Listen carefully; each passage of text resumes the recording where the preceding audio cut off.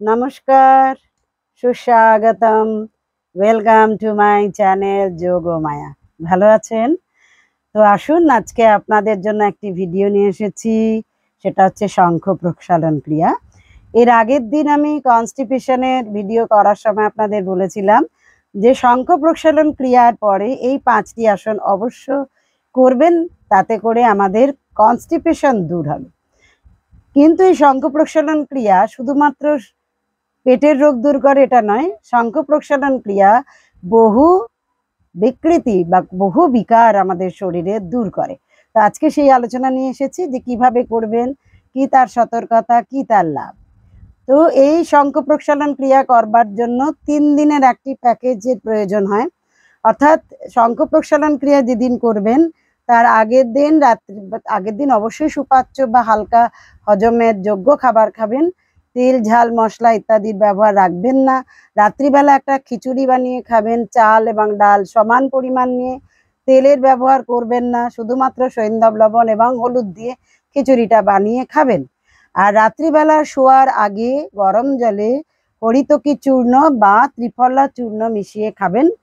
খেয়ে পরের দিন সকালবেলা থেকে যে ক্রিয়াটা শুরু করবেন সেটা হচ্ছে প্রথমে অ্যাজ ইউজুয়াল যদি রোজের মতো প্রাতঃকৃত্য করেন বা মল ত্যাগ করেন তো করে নেবেন। এরপরে যেটা করবেন যে গরম জল করবেন মোটামুটিভাবে কমপক্ষে 7 থেকে 8 গ্লাস, বেশি পক্ষে 15 থেকে 20 গ্লাস জল পান করতে হবে। যার যেরকম মানে জল পান করবেন এবং মল ত্যাগ করতে যাবেন, জল পান করবেন এবং ব্যায়াম করবেন আর মলত্যাগ করতে যাবে। এইভাবেই আপনাদের পেটের ভেতরে যে আমাদের নাড়ি ভুড়ি বলুন বা ইন্টেস্টাইন বলুন বা লার্জ ইন্টেস্টাইন বা স্মল ইন্টেস্টাইন বা বৃহদন্ত্র, ক্ষুদ্রান্তের ভিতরে যে সমস্ত ময়লাগুলো জমে থাকে, এই সমস্ত ময়লাগুলো এর ফলে ধীরে ধীরে বেরিয়ে যাবে। তো এটা কিভাবে খাবেন? প্রথম হচ্ছে গরম জলে সৈন্ধব লবণ মিশিয়ে আর ওর সঙ্গে একটু লেবু মেশাতে পারেন। কিন্তু যাদের আর্থারাইটিসের সমস্যা আছে তারা বা অম্বলের সমস্যা আছে তারা কিন্তু লেবু মেশাবেন না। আর যাদের হাই প্রেশারের সমস্যা বা থাইরয়েডের সমস্যা আছে তারা নুন মেশাবেন না। তারা শুধু গরম জল, প্লেন গরম জল পান করবেন। আর বাকি যারা সুস্থ আছেন তারা দুটোই মেশাতে পারেন। যার যেটা সমস্যা আছে বলেই দিলাম, এটা মেশাবেন না। জল পান করার বিধি কি? উবু হয়ে বসতে হবে। যেভাবে আমরা মলত্যাগ করতে বসি ওইভাবে উবু হয়ে বসে গ্লাসে জল নিয়ে ধীরে ধীরে পান করতে হবে। একের পর এক গ্লাস জল পান করতে হবে। ধরো 7-8 গ্লাস পান করলেন, যদি বমি এসে যায় তৎক্ষণাৎ কিন্তু আর জলটা পান করবেন না, থেমে যাবেন এবং ওই আসনগুলো প্র্যাকটিস করতে থাকবেন। কি কি আসন? তারাসন, তির্যক তারাসন, কটি চক্রাসন, তির্যক ভুজঙ্গাসন আর শঙ্খাসন বা উদারাকসন। যদি বমি এসে যায় তাহলে কিন্তু তির্যক তারাসনটা করবেন না, বাকিগুলো করতে থাকবেন এবং বেয়ে গেলে মলত্যাগ করতে যাবেন এবং বারবার আসবেন, জল পান করবেন এবং মলত্যাগ করতে যাবেন। প্রথম দিকে মলত্যাগে তো ভারী মল বেরোবে, তারপরে ধরুন হালকা হলুদ জল মতো বেরোবে। এমন একটা সময় আসবে যে জলটা পান করছেন সেই জলই বেরিয়ে যাবে, অর্থাৎ পুরোপুরি ইন্টেস্টিনটা একদম পরিষ্কার হয়ে যাবে। যখন এই অবস্থা আসবে তারপর আর জল পান করবেন না, আর মলত্যাগ করতে যাবারও প্রয়োজন হবে না। তো এইভাবে বারবার করার ফলে কি হবে, আমাদের ইন্টেস্টিনটা পরিষ্কার হয়ে যাবে। কিন্তু 3 থেকে 4 ঘন্টা একদম আর জল ঘাঁটবেন না, হাত পা ধোবেন না, স্নান করবেন না, কোনো কিছু খাবার গ্রহণ করবেন না, হাওয়া লাগাবেন না, রোদ লাগাবেন না, প্লেন বিছানায় শুয়ে রেস্ট নেবেন 3-4 ঘন্টা বা 4-5 ঘন্টা। তারপরে উঠে আপনারা যেটা খাবেন সেটা হচ্ছে খিচুড়িই খাবেন, কিন্তু তার সঙ্গে একটু ঘি মিশিয়ে নেবেন। 1 চামচ পরিমাণ ঘি মিশিয়ে নেবেন, 1 হাতা পরিমাণ খাবেন, বেশি না কিন্তু 1 হাতা পরিমাণ খাবেন। আবার রেস্ট নেবেন। যদি শীতকাল হয় সন্ধ্যের পরে গিয়ে একটু হালকা গরম জলে গায়ে ঢালতে পারেন, কিন্তু যদি না হয় করবার যদি প্রয়োজন না হয় তাহলে করবেন না। আর রাত্রিবেলা ওই খিচুড়ি খাবেন। দুপুরে যেহেতু 1 হাতা মতো খেয়েছেন, রাত্রে সেটা 2 হাতা মতোই খাবেন, ওই ঘি মিশিয়েই খাবেন।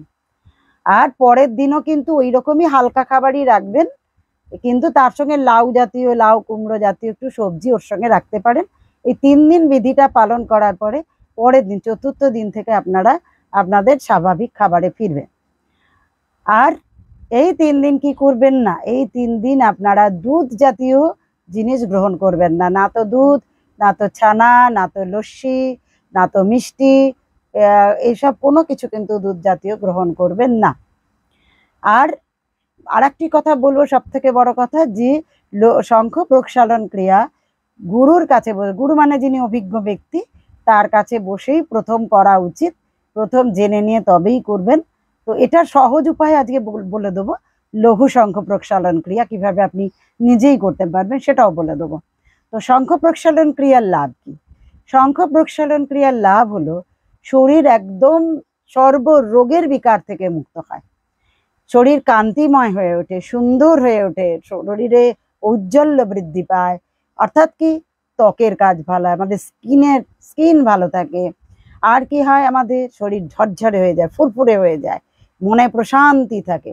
আর কি হয়, আমাদের আমাদের লিভারের কাজ বলুন, থাইরয়েডের কাজ বলুন, হার্টের কাজ বলুন, স্প্লিনের কাজ বলুন, ইন্টেস্টিন তো পরিষ্কার হয়ই, আমাদের ডায়াবেটিসের মতো সমস্যা বলুন, আমাদের আরো জটিল যে সমস্ত সমস্যাগুলো আমাদের আছে, বিভিন্ন রোগ, সেই ক্ষেত্রে বলুন, এমনকি ফিমেল যে ডিজিজ আছে, ফিমেল ডিজিজের যত রকম ডিজিজ আছে সেগুলোকে এর দ্বারা কন্ট্রোল করা সম্ভব হয়।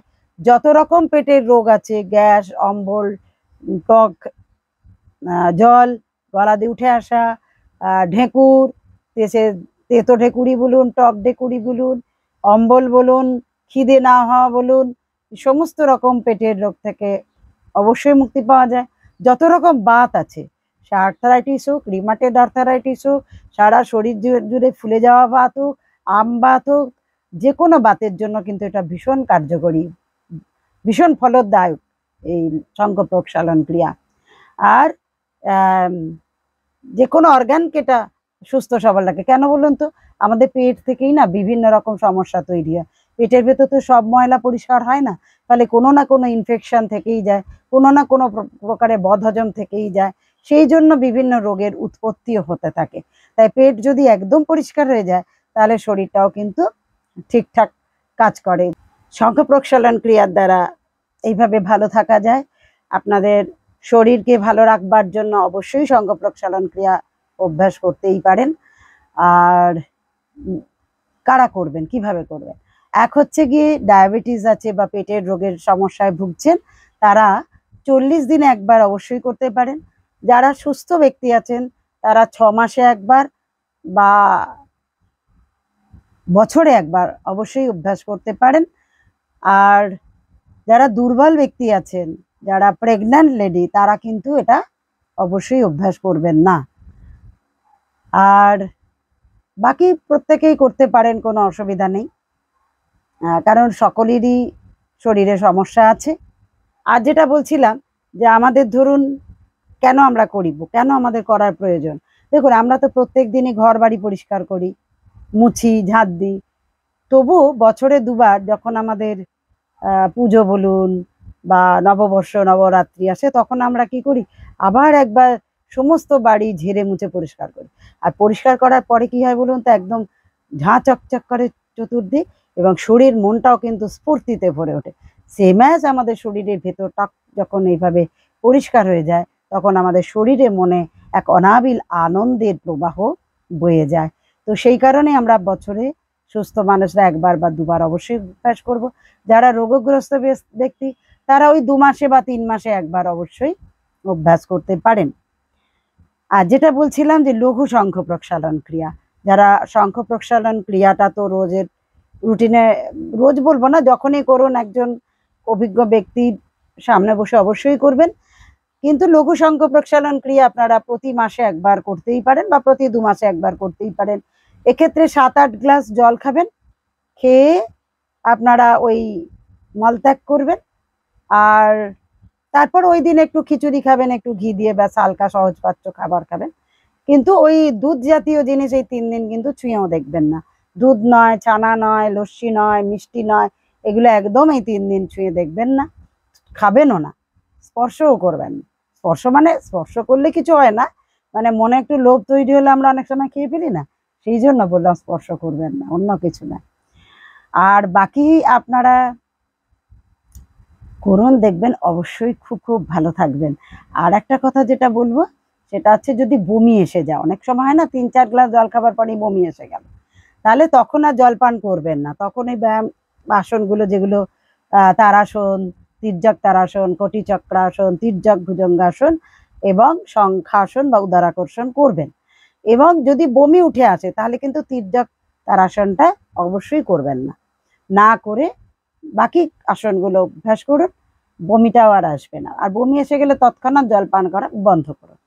তো এইভাবে করবেন। আর জলটা কি দিয়ে তৈরি করবেন বলেই দিয়েছিলাম, যে লেবু বা নুন মেশাতে পারেন, কিন্তু ওই হাই প্রেশারের রুগী আর গ্যাস অম্বলের রুগী বা আর্থারাইটিসের রুগীরা যার যেটা বারণ সেটা বলেই দিয়েছি প্রথমে, সেটাকে বাদ দিয়ে বাকিরা অভ্যাস করুন। লঘু শঙ্খ প্রক্ষালন ক্রিয়া অভ্যাস করুন, অবশ্যই খুব খুব ভালো থাকবেন, সুস্থ থাকবেন, আনন্দে থাকবেন। তো করে দেখুন, ভালো লাগলে লাইক করুন, কমেন্ট করুন, সাবস্ক্রাইব করুন। আর যদি কোনো বিশেষ নির্দেশনার প্রয়োজন হয়, আপনারা আমার সঙ্গে যোগাযোগ করতে পারেন, অবশ্যই যোগাযোগ করুন। আজ এই পর্যন্তই।